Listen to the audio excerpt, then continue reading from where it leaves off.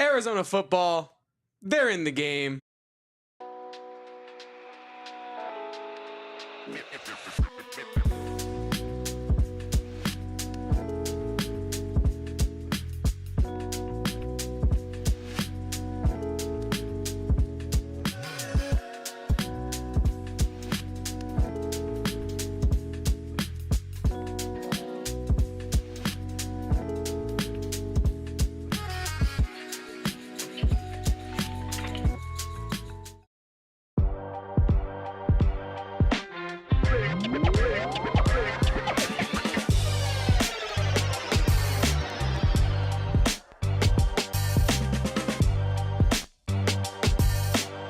Welcome on in, guys, to the AZ Wildcats podcast. I am your host, Damon Fairall. He is my guy, my main man, Kevin Thomas.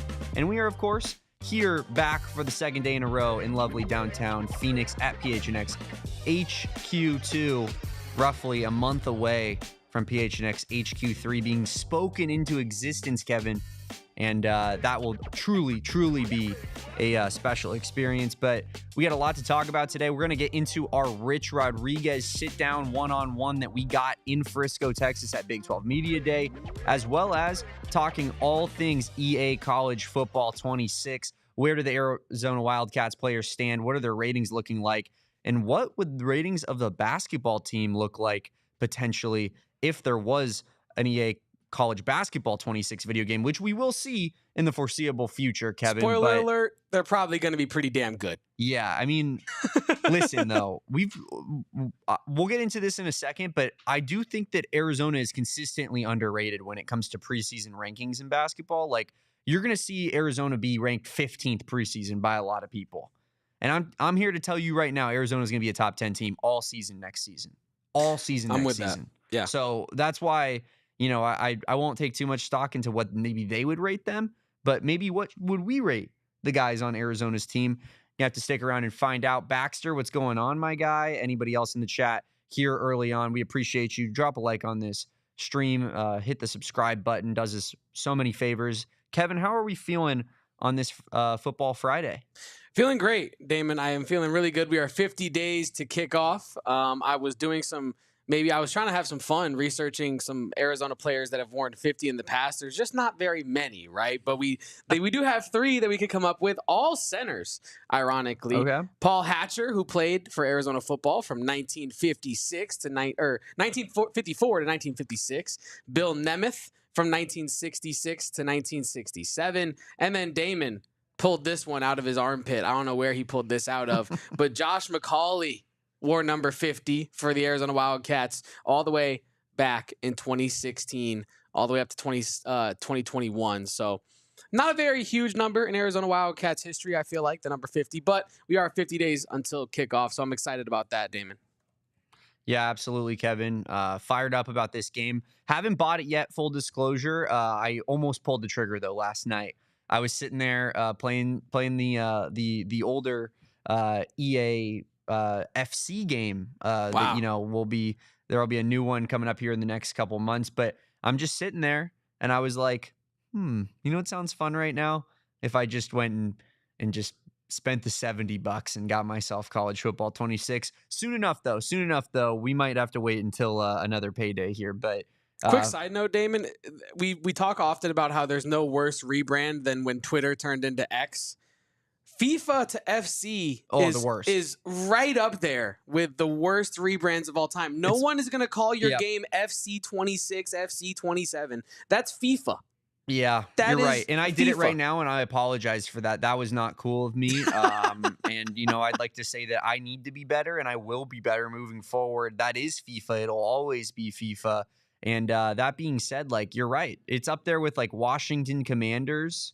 Yeah, as one of the worst rebrands of all time. It's up there with the Jaguar logo. Remember, I don't know if you've seen that one that flies on Twitter all the time. Yeah. They went from having like a sweet flying Jaguar over their letters to just Jaguar in the most generic font, Times New Roman font of all time. Definitely up there, and yeah, 100%. But how are we feeling on this Football Friday, Kevin? Are we excited for the weekend? Like, how's life? Very excited for the weekend. I'm starting the moving process this weekend. I don't also, full disclosure, I have yet to buy the game as well. I recently got Rematch, so I've been grinding on Rematch recently. But I do want to hop on and take either Brent Brennan or Seth Doege or myself to the top of the college football coaching rankings and Arizona to a national championship by proxy. So very excited for that. And we're actually going to get into some CFP 26 stuff right now, Damon. Should we start with Genesis Smith? I feel like we'd be remiss to not talk about the elephant in the room right off the top with these ratings, right? Mm-hmm. Obviously, Noah Fifita and Ismail Mahdi tied for first in the ratings for Arizona with 87 overall apiece. How do you feel about, I want to ask about the Ismail Mahdi side of things, because I do believe that, Noah Fifita has a little bit of a name here in college football, right? He's played with T-Mac. He's been very closely associated with, who was the best receiver in college football last season and the season before that as well. And so, he's gotten a good amount of coverage and attention. And I think because of that, that helps him with his rating. Cause like, I'm not sitting here, I'm not going to say, hey, I'm discouraged by what they rated Noah Fifita. Like 87 feels more than okay from my perspective, especially given the disappointing 2024 season. 1,000%. It's honestly better than I thought he was going to get. I figured he would have gotten like an 83, 84. So, I'm happy with the 87 for Noah Fifita. It's I'm kind of shocked Ismail Mahdi got an 87. And it's just because, he played at Texas State. It's a step up in competition. I think that a lot of times, like, if he was to stay at the same school, that would make more sense to me, because in that conference, that's the rating that he, he earned for himself. That's the rating that he showed on the field. But I do find it interesting that they're so high on him going into this year with that big step up in competition. Do you like that rating? How do you feel about it? I was also a little bit confused by that rating. It feels almost like more of a projection than a rating. For almost. Sure. I feel like this is a whoever does the ratings, whatever team does the ratings over at EA, assuming that, after watching the tape, Ismail Mahdi's talents will transfer with him to Arizona, and that he will continue to be a dominant running back in the Big 12 in his first season in the new conference. But yeah, I was surprised, not even at the exact number that Ismail Mahdi got, because I do think you see sometimes with transfers those projection ratings. But I was surprised to not see Noah Fifita as the outright number one overall rated player for the Arizona Wildcats. That was strange to me, more so than whatever Ismail Mahdi got, which was an 87.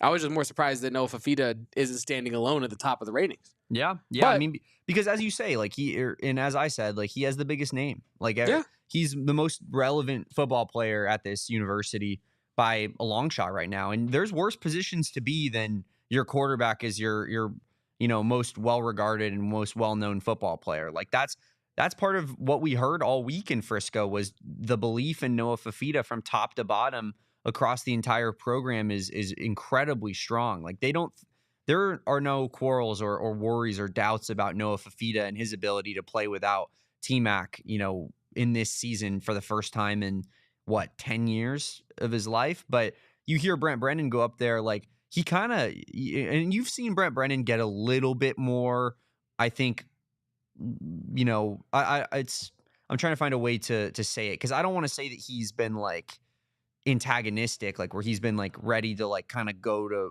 back and forth with people, but I do think that he has a little bit more aggression with the way in which he's speaking in this offseason. And you see that when he cuts off a reporter who asks the question basically like, what went into Noah Fifita's big fall off from his freshman season to his sophomore season, which is a pretty pointed question. And, I think a lot of coaches would be pretty argumentative with a question framed in that way, right? But Brent Brennan like kind of cut him off when he was like gonna follow up his question, and said like, T-Mac or not, this is Noah. We added a lot of pieces to this room. Noah Fifita has a lot of weapons now. He has 75% new running back room, 75% new wide receiver room, and that's gonna go a long way into helping him spread the ball around, giving him more than just one weapon on offense, right? And I certainly think it's going to be a good change for Noah Fifita to have way more mouths to feed rather than one elite option and a bunch of Jags. Yeah, no, I'm with you, and I think the word you were looking for in terms of Brent Brennan was assertive. Like I think he's just more secure in his role right now than he was entering, kind of being thrown into that whirlwind last year where he's pretty much coming in like a submissive state of like, hey, we all know the context. I'm trying to get you to stay. What do I got to do to get you to stay? Right. That was kind of like the overall mindset. And I think that kind of bled into other areas of his, like, I guess, setting up the program. Right. But this year, you do have a more confident, more assertive head coach in Brent Brennan. Now, will that turn into a bunch of wins on the field? That is yet to be seen. But you are right to point out the attitude shift in head coach Brent Brennan, because I do think he is I don't want to, like, I'm not going to speak for him, but I'll say my interpretation of that little attitude shift is almost, because we say it all the time, he's a very nice guy. Brent Brennan, unless something drastic happens at a press conference, would never really be like a demonstrative yelling kind of a coach. But I do think when Brent Brennan feels a certain way about something, you're going to have moments like that. And I think that coming into this season, we're 50 days away. The players are itching to play. I'm sure the coaches are itching to get games under their belt as well.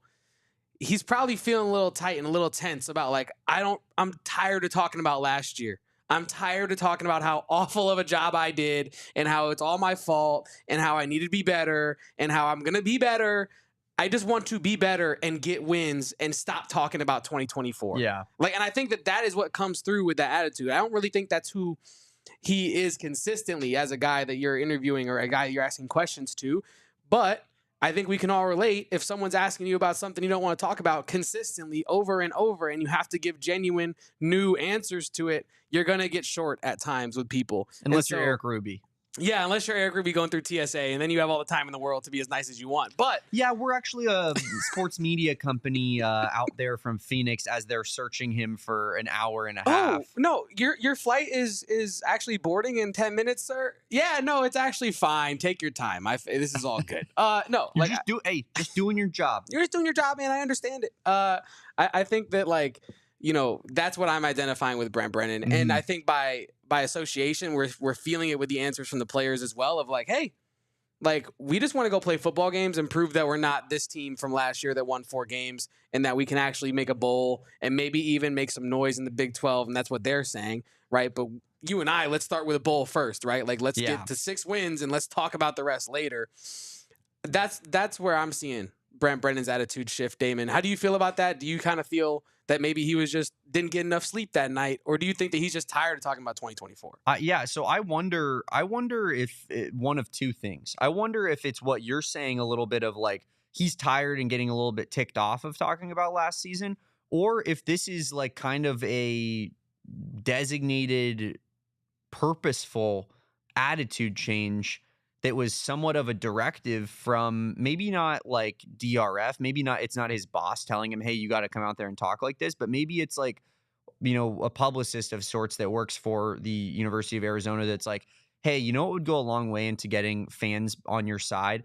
Everyone thinks you're a nice guy. Everybody thinks that you're a good person, and like, no one hates you like the way that people hated Kevin Someone, for example, who, you know, obviously had some off the field problems that everybody's pretty well aware of. I just think that Brent Brennan is like it's possible that they were like, hey man, you know what would help with this fan base, getting these people back on your side? If you came out and you were a little bit more demonstrative, you were a little bit more at people's throats, and you did have more confidence and just like ability to go back and forth with somebody rather than like, you know, shoot, we tried, we'll get him next time. This isn't the results we wanted, but we're going to prove him wrong.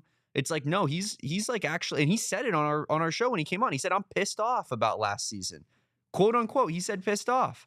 And it's like, I kind of love that. And whether it's, you know, something that he's doing because it was somewhat directed or suggested to him, whether it's truly just his personality to a T, and it's just showing because he hasn't really had his back up against the wall like this at San Jose State, because there's just an apathy around that program. And, you know, when he took over, the expectations were so low. Like, this is new territory for Brent Brennan. And I really do wonder if, like, whether it's natural or whether it's directed or whether it's a mix of both, but I really don't care. I think that the messaging that he's had this entire offseason has been incredibly, incredibly encouraging for the future of this program.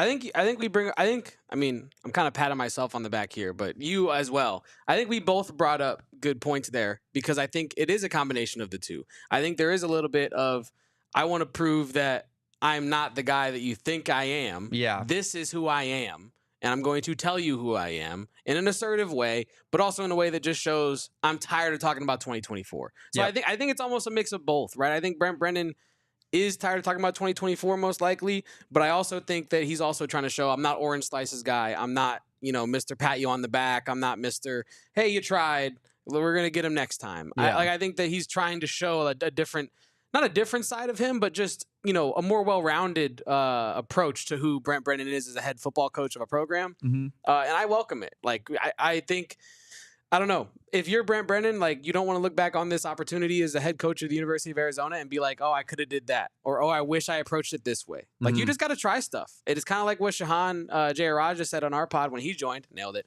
The other day when he said, like, you're trying to collect water by grasping it. And at some point, you just have to cup it. Like, you just have to realize this is how I get to where I want to be. Right. And I think that Brent Brennan has realized that with an attitude shift and with a culture shift in that locker room, those two things can kind of go hand in hand. And all of a sudden, you have an offensive coordinator that is preaching violence in the best way possible to his offense, and you have a head coach that has got a huge, huge, wavy, ruffled chip on his shoulder waiting to coach this team, hopefully to a bowl game and hopefully to a bowl victory. I think that's a very astute observation by you, Damon. How much do you attribute to the change in the people around him? Do you think that has had anything to do with his mentality shift? Like having a guy like Seth Doege, who is, you hear Rhino Tapatoa talk about it, where it's like he's talking about the violence, right? Like choose violence, and that's a Doegeism, as you coined it. Or like there's Danny Gonzales. Like I don't want to say that Dwayne Aquina is not high intensity, because he absolutely is, but Danny Gonzales is certainly a very high profile, high caliber defensive coordinator in his own right at multiple stops, right? At San Diego State and at ASU, he had great defenses, and he's a very intense guy. You have and you hear about it with the back and forth with Doege and Danny Gonzales at throughout the spring and throughout this offseason. Joe Salvea is incredibly intense. Like you mentioned, him punching his phone every morning. Like these are guys that are different. This isn't. I think that it was a little bit more laid back. It was a little bit more lackadaisical, and you saw changes be brought in. And I think that part of this could be that the intensity of this entire coaching staff has just gone up a couple notches, and because of that, it's somewhat trickled down to the head man, which is a weird way of saying it, but because it's usually the other way around. Yeah. But I really do truly feel like that has something to do with it.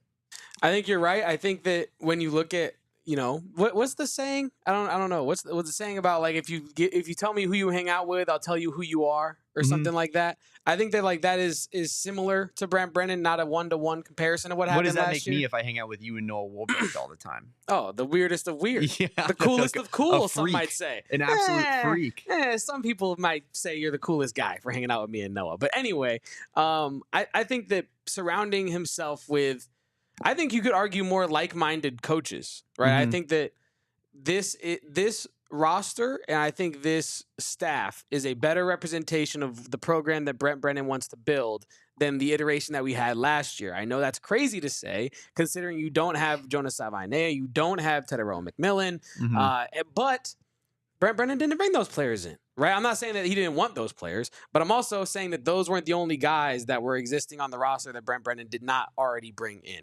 And we've already alluded to players and coaches coming out and saying that some guys just straight up didn't want to be there, right? And I think that when you have not just the staff, but some of the players that don't want to be around you, it's like you're not going to win there. And I know that the staff might not have felt that way, but if the players felt that way and then the staff is not succeeding, there might be a little bit of, I'll say, lack of faith in one another's abilities in a way, right? I'm not saying that you think any less of them as a person or as a professional, but you might, your faith might be wavering a little bit in terms of like, damn, did I make the right choice here? Did I make the right choice picking Dino Babers? And ultimately, that was the very wrong choice. I bet you he learned that one pretty early. Exactly. And I think that now surrounding himself with Seth Doege, who obviously they when you talk to them, they give off two polar opposite kind of vibes in a way, but there is an undercurrent of just football focus. I want to win football games. I want to have a successful football program,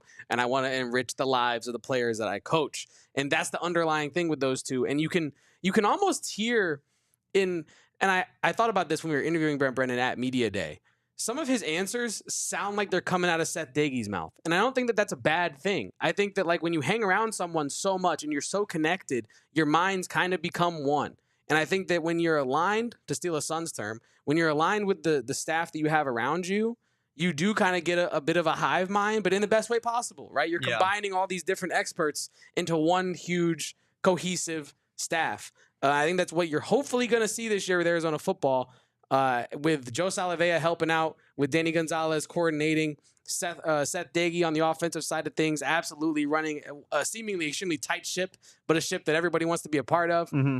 I'm encouraged by the attitude shift, and I agree. I think it starts with the staff. I think it starts with having players that want to play for Brent Brennan. Yeah, and I do want to give credit to Brent Brennan as well, because like, you know, it seems like we're even giving him Seth Doege credit for the words coming out of Brent Brennan's mouth. But real quick, that's not what I meant. I think both of us said that. Yeah. I said it first, you said it second in a different way, and I think that there's a point to be had about what we're trying to say. I also just want to make it clear, like, Brent Brennan brought in this guy. Brent Brennan brought in the polar opposite of Dino Babers for a reason, right? And it's, you know, you have to give credit where credit's due for that. So yeah, while he might be using some of the Doegeisms and starting to, you know, see that mentality trickle down onto himself and be a little bit more, you know, like I guess pointed, like a little bit more on the edge of his seat.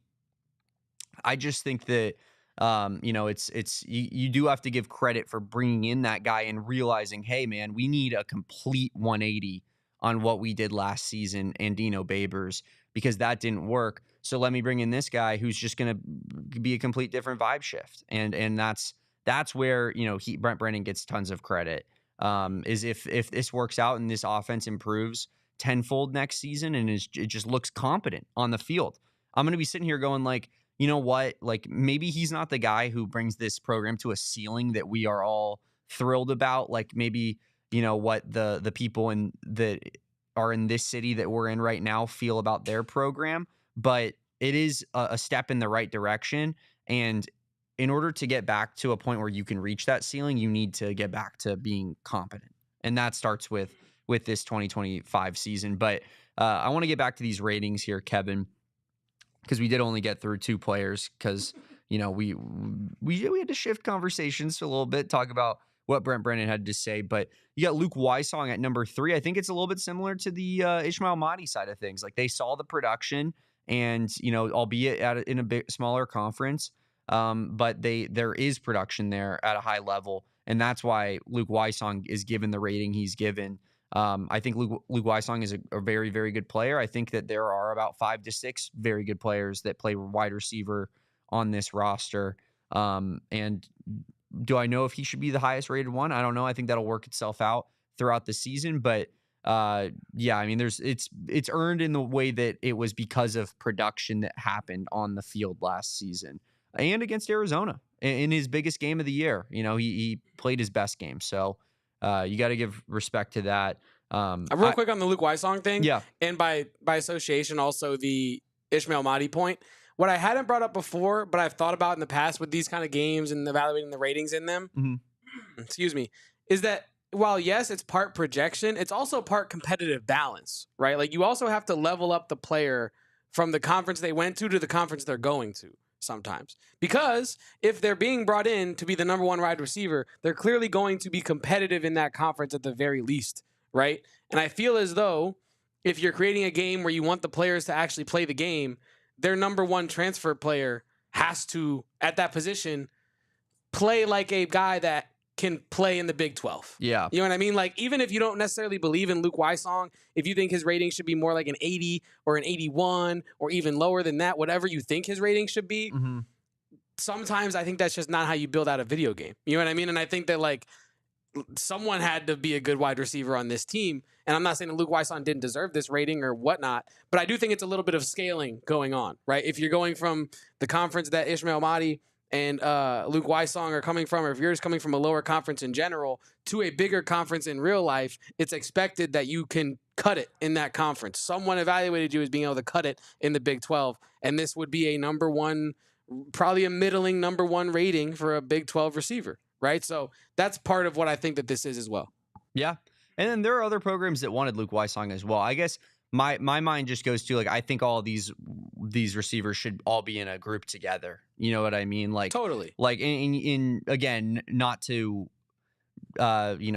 disparage Luke Weissong, the player, at all, because you heard Rhino Tapatoa like say it, in our interview with him, like that he's a dog and that people are going to be very pumped up and excited about what they saw from Luke Weissong in this upcoming season. But I do think that I listen to Noah Fifita when we bring up like who are some players that might be under the radar right now for this team, and he specifically mentions Nunu Watley and Chris Hudson, right? Like that means something to me, at least. And it's the quarterback talking about two receivers in particular. And like I said, I just think that both of those guys should be up in a similar overall as Luke Weissong, but I expect a really well-rounded wide receiver group this upcoming season. Trey Smith, 86. Damon. Can we cut the BS? Can we just stop it?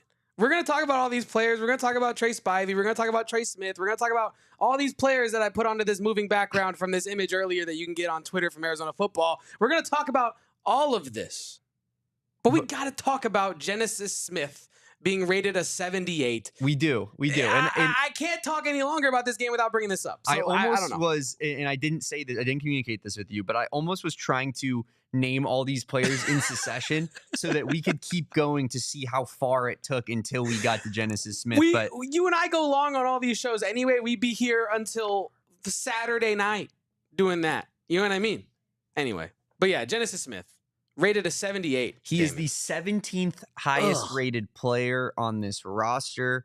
I don't want to do the thing where we go behind the likes of this guy and this guy because they are teammates. And you don't want to pin them up against each other. But he absolutely in no way, shape, or form should be the 17th highest rated player on this roster. He is not the 17th best football player on this roster, according to every single person that's ever watched him play football and all of his teammates and all of his coaches.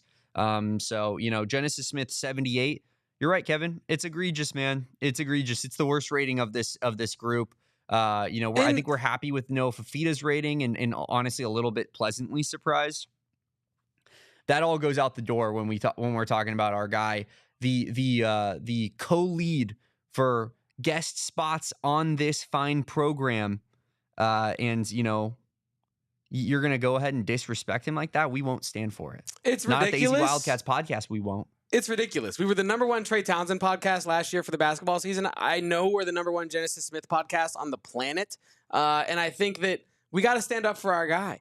Let me be very clear before I say this. This is in no way me putting down Trayden Stukes. I'm just bringing up a logical fallacy in what EA has brought to the table here.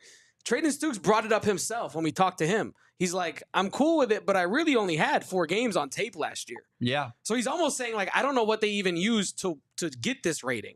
Genesis Smith was one of the biggest contributors for Arizona's defense last year on a team that had very little defensive contribution from a statistical standpoint with consistency. Genesis Smith was the only guy really doing that, and he's one of the lowest rated guys that's going to be starting on the defense. Yeah. And it's like... It's crazy. It logically just doesn't click for me. What right? do you think? And I'm sorry to put this out into the ether, Kevin, because it's disgusting. It's gross. If Genesis Smith, if the rumors were true, and he made his way up north, and he transferred to the bad guys, the evil guys, minimum. What's his rating? 84 minimum. 83 minimum. Because I'll tell you for a fact, he would be hyped up by whatever team that he ended up going to. People would be like, he was the gem of an awful defense last season. He's going to step in. He's going to be an NFL caliber player. He's going to start on this team. Doesn't really matter what team he went to, I don't think. I think he's starting on basically every team in the entire country because he's also versatile. Like he played corner at certain points of his high school career, I believe. He's been a box safety. He's been a over the top safety. He's been that star role that Brett Arcee is the coach of. So it's like there's, he's played all over this defensive back group. And, I just, if he was on a different team with a little bit maybe more high profile roster, no question in my mind that this rating is not looking like a 78 right now. It really is. There's nothing else to say about it besides it makes no sense. Mm-hmm. And it doesn't follow the logical production that he put out there last season and the projected production that he could put out there this season. But Damon and I talking about it, I guess it might not do very much for you, okay? What if Genesis and his teammates reacted on their own? So like we said, we were out there at Big 12 Media Day, and as you already saw with our interviews with these players, we did ask them about Genesis Smith's rating. And this is what Genesis, Dalton, and Traden had to say about the rating.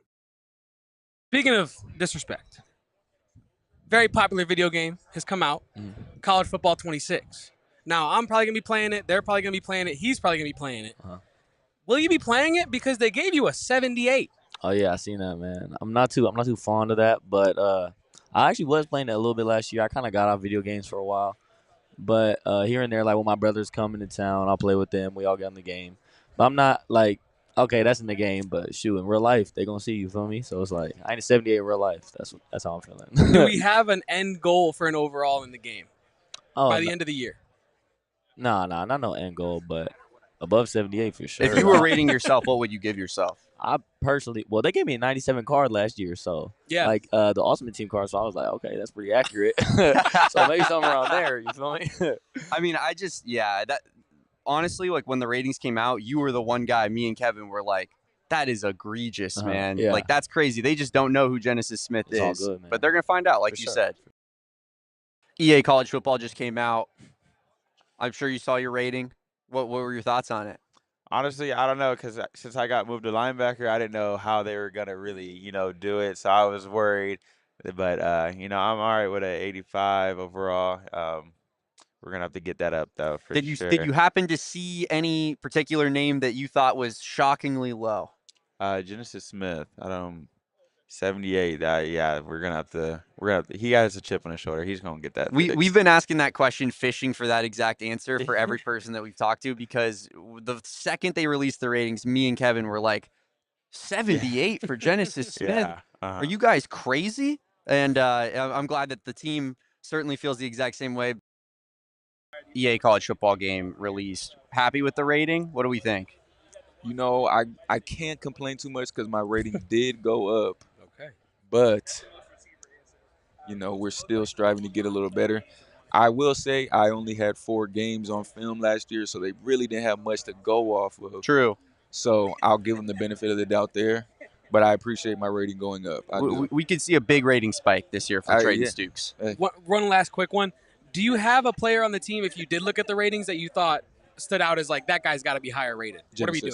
Genesis Smith. It's not even close. So we're not crazy, because that's exactly crazy. what we we just said. asked them the same thing. We said you're a 78. How are you a 78? EA really fumbled on that one. Genesis Smith should be at least 85. I mean, we're in a ridiculous spot in the 70s.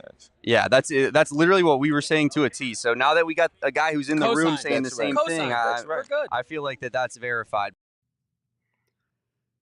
Well, you love to hear it. You love to hear, your boys up here talking heads, gas bags, give and takes every day, getting some things wrong, but getting a lot right? And, in those, like I mentioned a couple times, like Genesis Smith's rating was the first thing that we peeped when we saw the ratings, and we were like, this is one of the most ridiculous things we've ever seen. It's criminal. And the fact that when we asked that question to every Arizona player that we asked it to, their response was immediately, Genesis Smith, what are we doing? Electronic Arts. I'm gonna use your government name when I speak to you. But just Electronic Arts, you get down here right now and explain this Genesis Smith 78 overall rating to me. I demand your presence in the kitchen. It's egregious. It's egregious, man. I said it to Genesis. It's egregious. And we're going to get that rating up, I think, by the end of the year. Are they too stubborn to get it up high enough, though? Because like Traden Stukes said, it should definitely be like an 85, 86. Like, that's 100% the range that we're talking about here. I think Genesis Smith is going to be playing in the National Football League when it's all said and done. But just kind of rounding out this discussion with some other ratings, Trey Smith, 86. Dalton Johnson, as he mentioned there, he's an 85. Wasn't sure with that move from linebacker to safety or safety to linebacker back to safety this upcoming season, what he was going to be. But for a guy who has a lot of college production, I'm happy that he got that rating for sure. Then of course, after this graphic, those were the 5 highest rated players plus Wilbur Wildcat, of course, friend of the program, friend of Kevin Thomas's. They go way back, but my Wildcat, I should say. Yes, absolutely. Your cat. Yeah, my cat. But Keon Burnett, 83. That feels pretty reasonable. Kedrick Risino, 83. So decent little stable running backs for Arizona there. Traden Stukes, 82. As we talked about, Javion Cole, 82. Another player from Texas. Another player who could really increase his rating by the end of the year. For sure. Just based off of how his teammates are talking about him. Yeah. It seems like he's going to really turn some heads this season. If he does, he could stand to get in that 84, 85 range by the end of the year as well. Yeah, I mean, he was a first-team all Mountain West cornerback when he was at San Jose State with Brent Brennan a couple years ago. And there was good reason that he transferred to Texas. Didn't start at Texas, but there's a good player in there. And, I assume he's going to be the number 1 corner. I think based off of how bad Tacario Davis played last season and how out the door he was, that you might be getting an upgrade at that spot, despite, on paper it being like a downgrade, if you will. But you, of course, have Chris Hudson at 82 as well. Tia Savea coming back to Arizona, 81. Sam Molson, 80. Tay Brown, 80. MGK, Marquise Groves Killebrew, 79. Tommy Trout. Who? Tommy Trout. That's not a person. What do you mean that's not a person? Look it up. I looked it up right now. What? Tommy Trout, the singing trout. It's right there when you Google it. Yeah, I know. I looked up Tommy Trout, Arizona. Nothing came up. I actually don't know what that is. I don't think that's a real person. But okay, hear me out. If it is, apologies. Yeah, no, but genuine apologies. When I look up Tommy Trout, Arizona football, the only things that come up are ratings lists that have him on the ratings. This is not a real man. Can I give some reasoning as to why he might be a fake person? But he's a quarterback, though. That actually doesn't make any sense. That's not a real guy. Because I was going to say, because there are players that Arizona has on the roster that are not in the game, right? Such as defensive lineman Jar Anderson, tight end Caden Luke, running back Mike Mitchell, wide receiver Javen Watley, Nunu, running back Anthony Wilhite as well. But none of those are quarterbacks, right? So for Tommy, like I was saying that maybe it's a replacement for one of these players on this list that I just named, but no quarterbacks are on that list. So yeah, that's weird. I remember when me and Saul were doing the EA College Football 25 simulations, there were some multiple starting players that did not exist in real life, not even on any team, just fake AI generated nonsense. So maybe Tommy Trout is like gonna be the new GOAT. Like maybe he's a freshman. Let me paint a picture for you folks. Walk with me down this beach that I've just manifested in Tucson here. Walk with me. You get no Fifita drafted in round 1 your first year at Arizona because you've won the national championship, because this Arizona team is the greatest team to ever be created. Duh. Next year in year 2, Tommy Trout, already a 79, I believe you said, steps into that starting role probably at an 82 if you redshirt him, 83. And then now you're rolling. Now you're rolling with Tommy Trout. This is the Trout Tucson era, the Triple T, Tommy Trout's Tucson era. And I think that's what we got to welcome. But yeah, no, it's nonsense that we have a guy who literally doesn't exist. He's like a singing fish. He's a top, he's above Genesis Smith, and he's fake. He's not real. And he's above our best freaking player on one side of the ball. We got fake Tommy Trout above real Genesis Smith. I'm really upset. That's how I'm feeling. It's insane. It's unbelievable.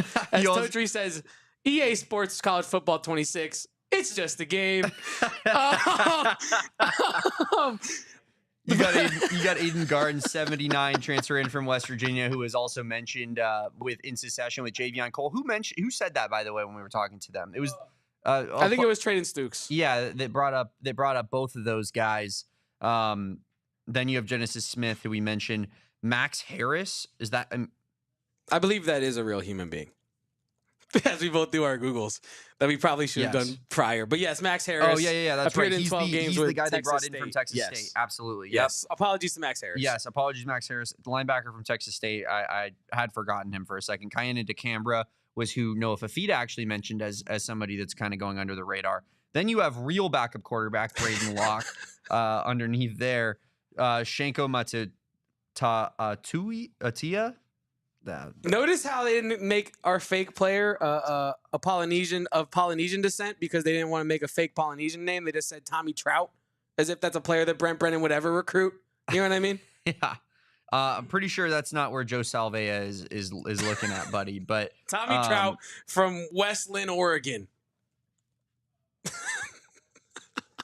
I still can't believe he's rated higher than Genesis Smith. That's actually unbelievable because they have a real backup quarterback. We have quarterbacks that exist. We have another one. Oh, Malcolm Eason, running back, not someone that's on this roster. This has turned into is what? By the way, Malcolm Eason 1 overall lower than Genesis Smith. See, Malcolm Eason might be Mike Mitchell.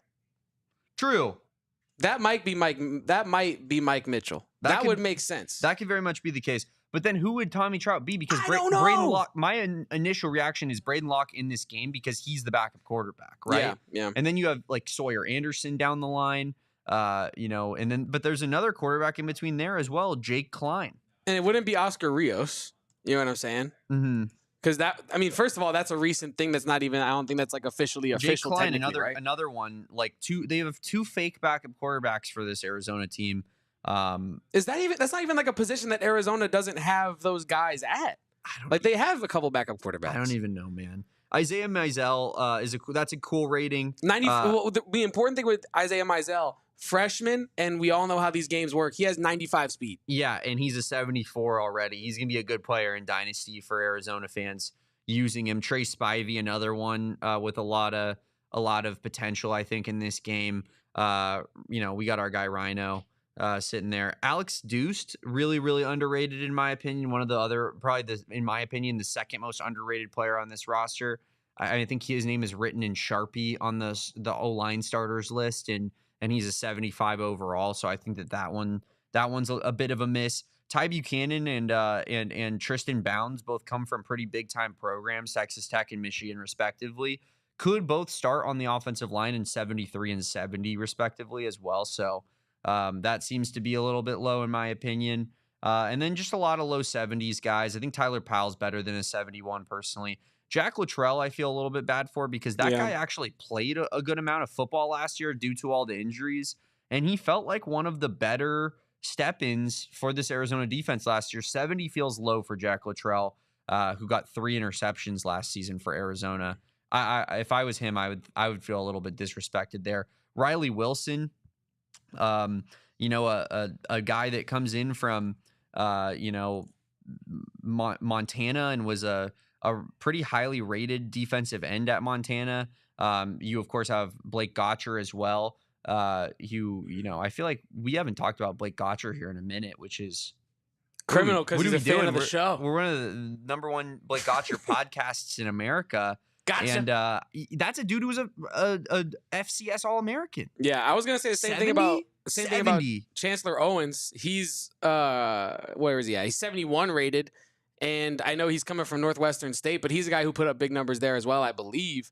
These are players that I think understandably underrated, if that makes sense. But we're also identifying some guys that could very early on in the season be rated a little bit higher than they are currently rated. Is there anybody there near the bottom of the list that you identify, maybe some family members that should be rated a little bit higher? Keona Pete, baby. That's a Big 12 champion. And how dare you rate him 54 overall? Because ASU doesn't win that Big 12 championship last year without Keona Pete and his abilities. So, I don't know why he didn't get the Big 12 champion boost. It's shocking to me. I don't know why he didn't get the Koa Pete boost. But yeah, Kevin, that was our analysis of the Arizona Football EA Sports 26 ratings. We'll be putting out some supplemental content in the future as we go on, maybe some simulations, maybe some dynasty type stuff. Definitely a lot of that streaming that you could sit down and watch if you're interested, as well as, you know, some content around what these players and their reactions to their ratings as well. So be on the lookout for that on our PHNX Sports YouTube channel.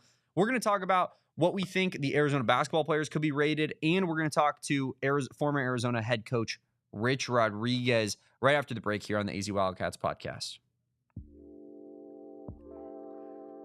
But first, Kevin, let's talk about Empire Today. Empire Today is the #1 place to get your new flooring done because they are the flooring experts. This isn't some big box store where you go find somebody who's walking the aisles and ask if they can help you with the flooring. And they've done it once or twice, but they're just not really that good at it. They don't really know what they're talking about. No, these are the people that know flooring to a T.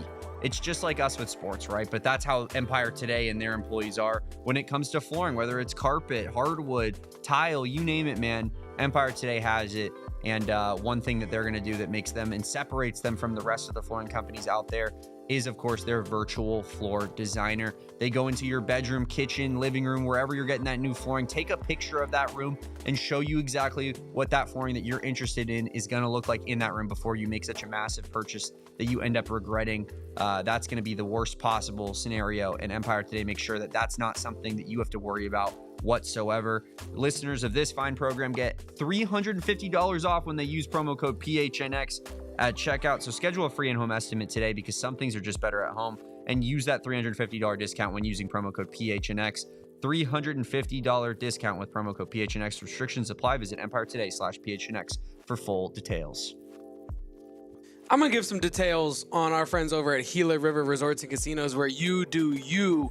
And you do it all over Phoenix. You can do it all over Arizona, Vikiva, Wild Horse Pass. I'm moving locations as well, Damon. And right now, I've only really regularly attended Wild Horse Pass. I was out near my new place that me and my girlfriend are moving into. It's pretty close to Vikiva. So I think I'm going to be hitting up Vikiva here pretty soon, especially with all the great sports going on here at the tail end of the summer. You got UFC every weekend. Max Holloway, Dustin Poirier, 318. Their Dustin Poirier's retirement fight. I might be watching that at Gila River at their BetMGM Sportsbook because they have the massive screens, great drinks at an affordable price, and delicious food. So if you are not into the UFC, but maybe you're into anything else sports related, Gila River's BetMGM Sportsbook is the place for you. So make sure to head over to Gila River, any of their locations, because you do you when you are there. Visit playatgila.com for more details. Kevin, I do want to get into this college basketball rating discussion just because I think it's interesting. But first, I think we should talk to former Arizona head coach Rich Rodriguez. Why don't we hear from Coach Rodriguez right here? Oh, who you might run into out here at Big 12 Media Day in Frisco, Texas. And I'm here with former Arizona head coach Rich Rodriguez. Friends from the desert. How are you? Absolutely. I'm doing great, Coach. How are you doing? I'm doing good. Thank you. Thanks for asking. It's good to have you back in this conference, or I guess not really back in this conference, back at your old school. Yeah. It was the ACC back then, but what's it like for you to kind of re-immerse yourself at West Virginia? Yeah, I didn't even realize it after a week or so after jobs. I think I know about half the teams in our league pretty well. The Arizona schools, of course, and Colorado, Utah. We even played BYU a couple of times. So familiar a little bit with their programs, but everything's changed so much in college athletics. But it's good to be back and love the state of Arizona. Yeah, absolutely. I mean, everything certainly has changed in college athletics. It's been a lot different since you were at Arizona to now. Like, how are you dealing with this NIL era? Well, it's funny. So back in whenever I was at Arizona, I can remember that when we were giving the guys bagels, we got in trouble from the NCAA because the bagels were fine, but you couldn't give them the cream cheese. That was a violation. I'm like, now they can buy the bagel shop if they want to. You're paying the players. So it's a good thing for the players.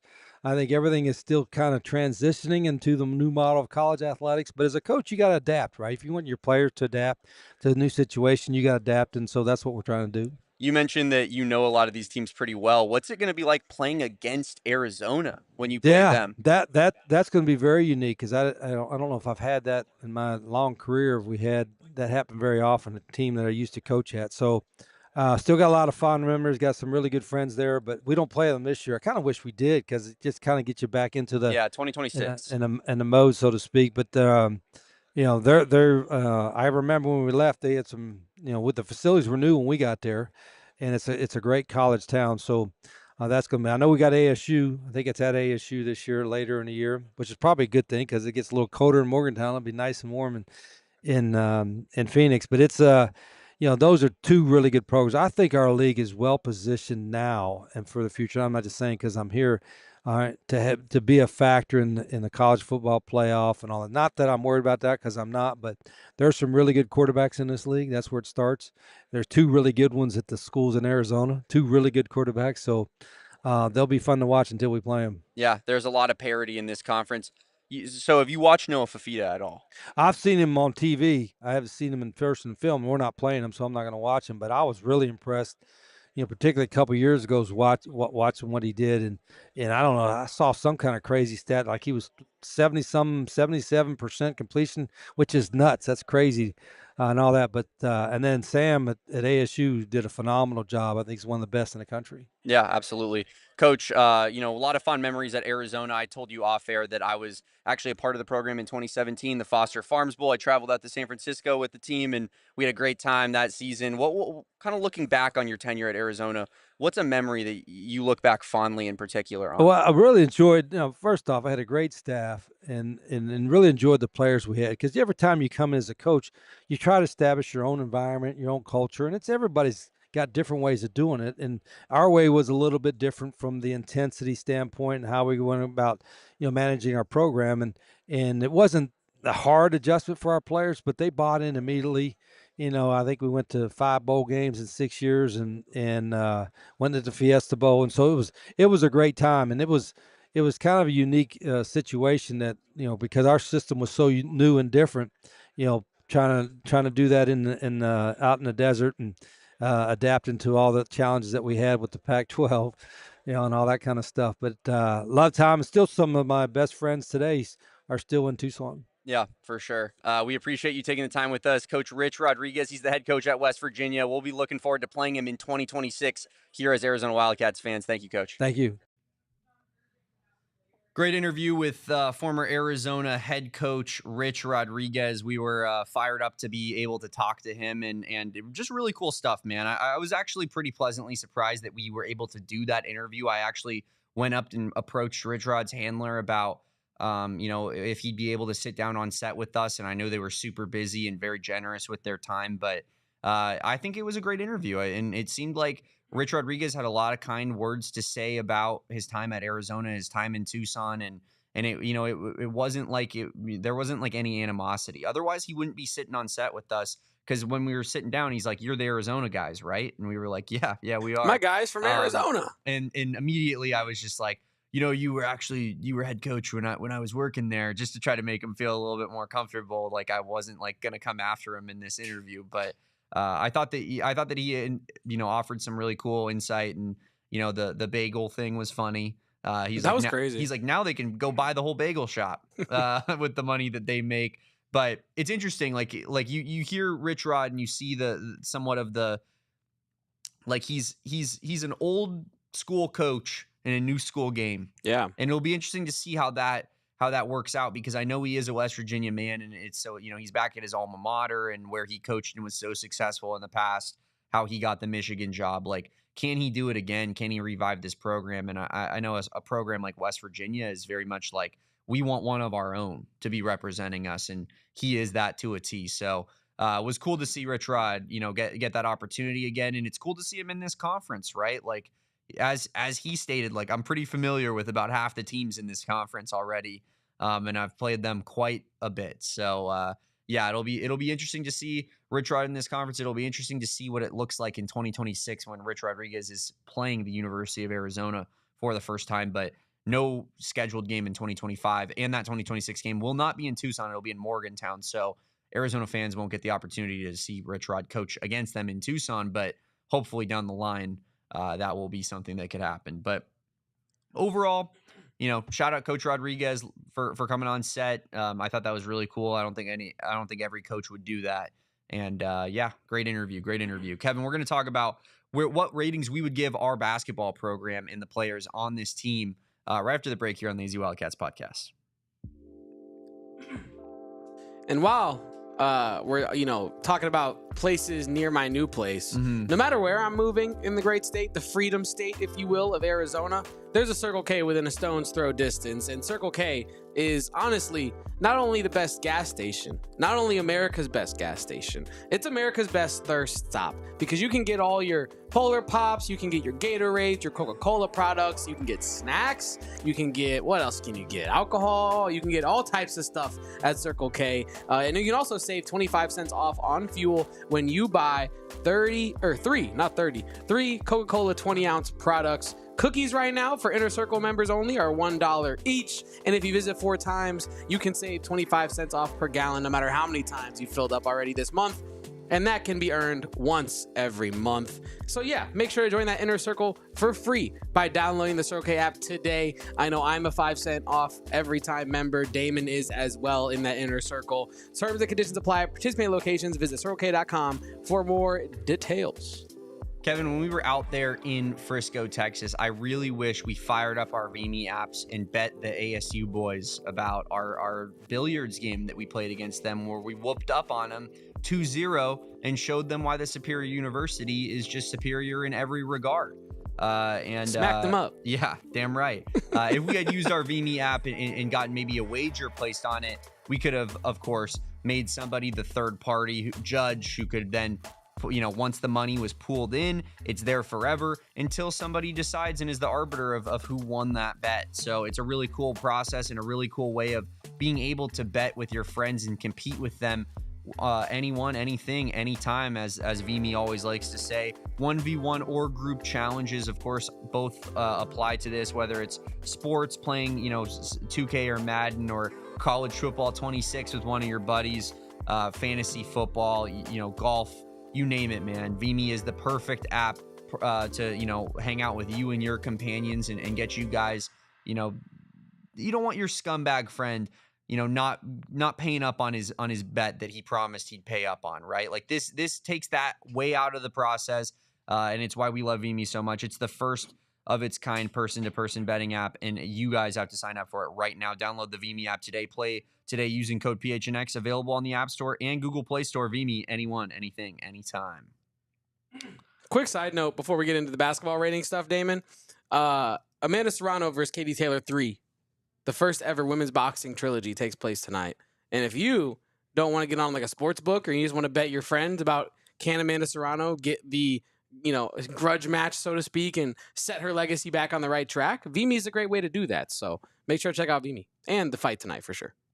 Or if you're just going to fight your friends UFC/boxing style, in your backyard, that could be a fun way of doing that as well. I know my buddies that we actually went and shared some barbecue with, Kevin, there's a video of one of their friends just getting knocked out cold in the boxing ring outside. Sheesh. I'm sure that the guy who threw that punch, he would have been like, hey man, would have loved to have won some money on VME with that.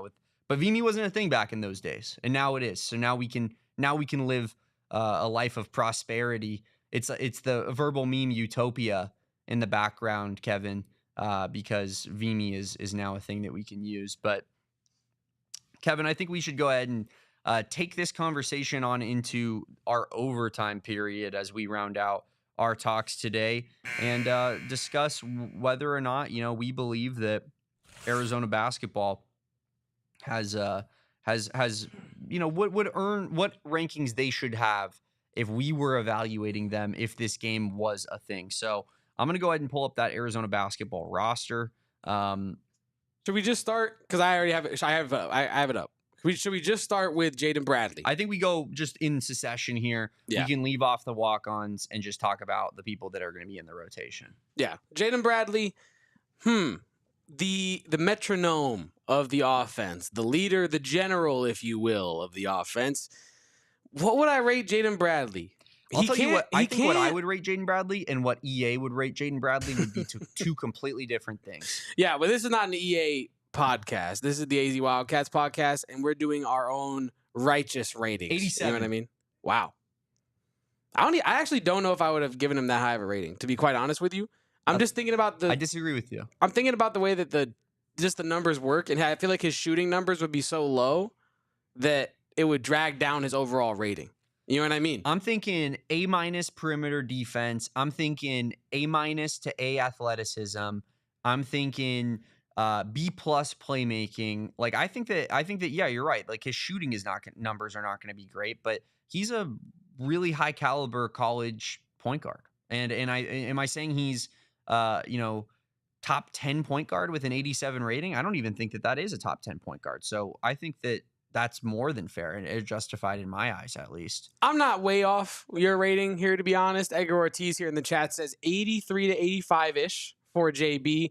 I am going to be at the higher end of that. I would have given him an 85, maybe an 86. I just think that with the low shooting stats, and he's not exactly got the he can get up there, but he's not got the super crazy out the gym athleticism. I think he's in that 84 to 86 range for me, for Jaden Bradley. All right, sounds good. I'm actually going to keep track of these as we go. This is a pretty good idea. Give me a rating. I'll give him an 85. 85. We'll split the difference there. Okay, moving on. Next one here is Dwayne Aristode. Ooh, toughie, to be quite honest with you, because you really can't give him too high of a rating because you haven't seen him play. And even before that, you haven't seen him play because of the broken foot thing. I think you give Dwayne Aristode, freshman coming in, high expectations, but not a lot of talk about him. I think he gets like a Genesis Smith Classic 78. All right, I'm going with an 80 here for Dwayne Aristode. I think he's a high caliber enough freshman where they give him the respect of like, hey, you'd be a good enough starter on a team if you were given that starting nod. But sounds good. I mean, listen, man, usually it's Kevin who's Mr. Pump and Sunshine, Mr. Optimism. I know. But maybe I'm a little bit higher on this Arizona Wildcats squad. But it's also like I'm also not like rating them as if I would rate them in real life. Like I'm rating them in video game ratings. You know what I mean? And I think that freshman incoming, he's going to be likely coming off the bench, but he's going to be highly thought of. I think that's a 78 in my book, maybe a 79. But again, just like Genesis Smith, all these players have room to get very high. I guess until we get further down the list here, like next is Anthony DeLorso, right? I don't think he really has much room to go up in this rating. What would you give Anthony DeLorso? 79. Okay. The Dwayne Aristode special is what you're saying. I think. Oh, or Anthony DeLorso is not special. if is another way of looking at it. I think that he's just a solid player and he's a good rotation piece and not really anything more than that. I would give ADO a 74. Wow. Wait, he's shooting. Dude, he's a starter on a team that went to the Sweet 16 last season. This is video game ratings. I'm talking. Yeah, I know what we're talking about. I'm thinking he's shooting at an elite level, defense at a very low level, athleticism at like a C level. That's like a 74, 75. I don't know. Like, you know what I mean? I'll give him a 75, but I don't think I want to go higher than that. No, you're giving him a 74. My reasoning for it is I don't think Anthony DeLorso does enough things on the basketball court. I don't think his game is well-rounded enough to get him higher than like a mid-70s. You know what I mean? Does that make sense though? Yeah. All right, Mo Krivas. That's another toughie because how high it really depends on like your mileage and how far you're getting with Mo Krivas as a fan. 70. Oh wow.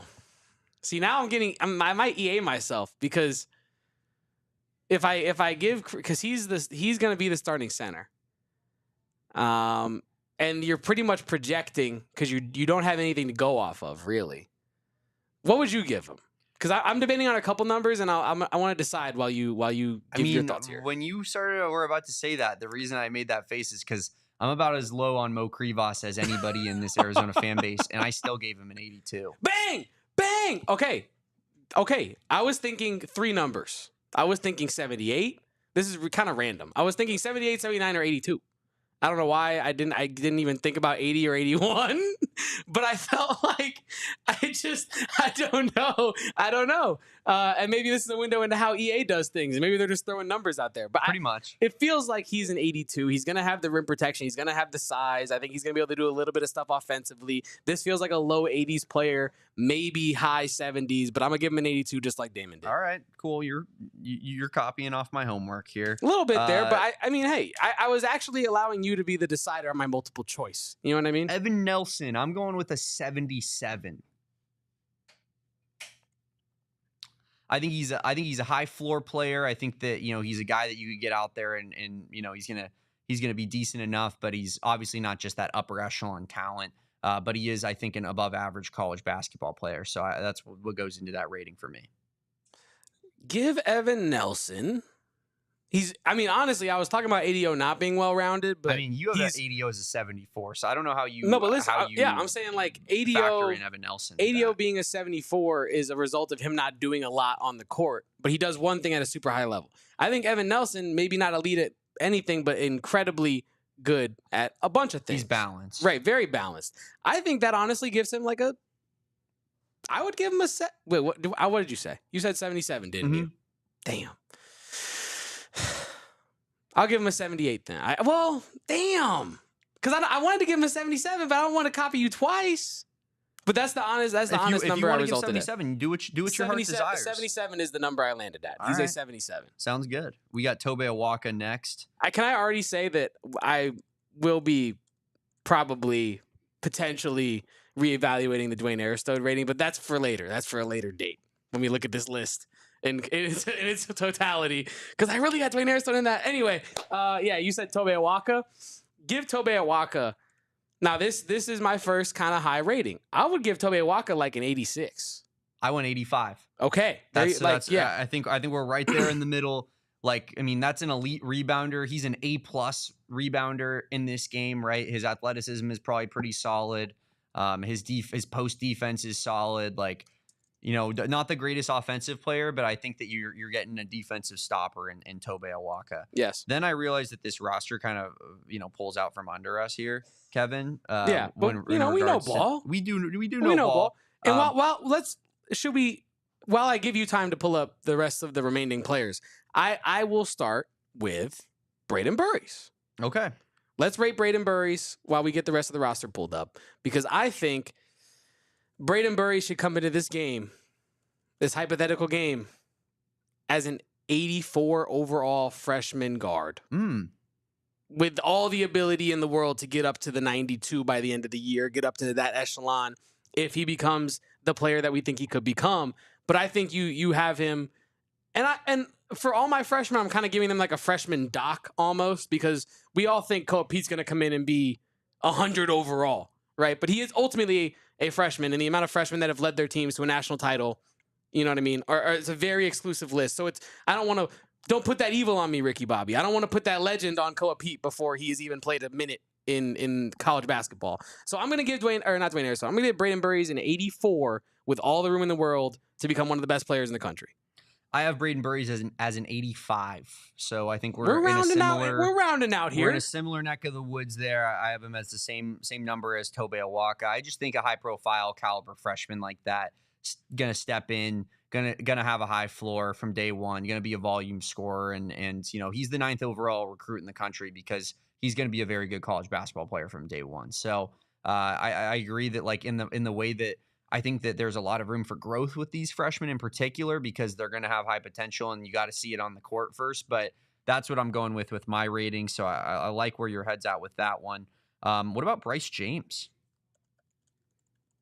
Okay. See, this is where, like you said earlier, the EA rating would probably be a lot different than my rating.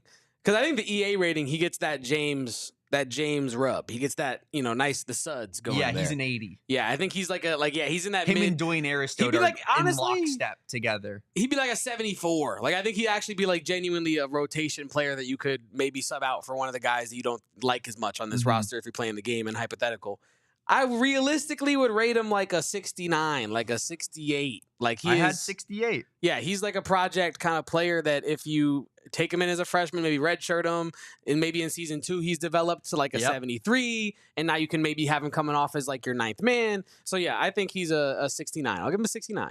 All right, this one might be the most difficult one of the entire thing. Oh yeah, Ivan Karchenkov. I mean, because I could genuinely see a world where we're getting like an 85 player, but I could also see a world where we're getting a 75 player. And for that exact reason, is as of release date for the game, I would have Ivan Karchenkov rated an 82. Wow. Because of the well-roundedness in his game, and there's just so much more tape on him if you were to do ratings than there is like a Dwayne Aristode. I think I would have him in an Aristode level, but maybe one or two above him like I've done here, because he's slightly more proven at the high level than Dwayne Aristode, and I think his game today is slightly more well-rounded at this level. So yeah, 82 for Ivan Karchenkov on my ratings. Interesting. I'm going 80, same rating as Dwayne Aristode there for the freshman small forward duo. And I think that one of them or both of them has to separate themselves from that rating. And I think that's what we give a highly rated but a slightly unknown prospect coming in. Next one is the guy, the man, the myth, the legend, Coapete. It's not about the number in front because it's going to be a 9. So what's the number behind the 9? Unless it's not going to be a 9. 92? Okay, I'm with that. I think I would give him. I think 93. I think 93 because you have a player.